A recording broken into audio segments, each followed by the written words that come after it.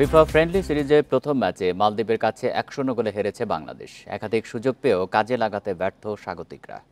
Kings অ্যারেনায় 4-3-3 ফরমেশনে শুরু থেকেই আক্রমণাত্মক বাংলাদেশ।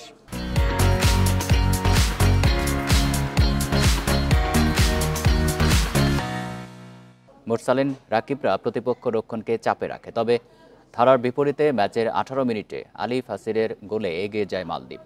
পিছিয়ে পড়ে ম্যাচে ফিরতে মরিয়া স্বাগতিকরা। 44 মিনিটে গোলবারের লাগে সোহেল রানার শট। দ্বিতীয়ার্ধেও স্বাগতিকদের প্রচেষ্টা বৃথা গেছে। এক বছর পর আন্তর্জাতিক ফুটবলে প্রত্যাবর্তন জয় দিয়ে রাঙালো মালদ্বীপ।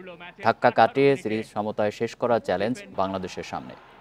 একই ভেন্যুতে দ্বিতীয় ম্যাচ শনিবার।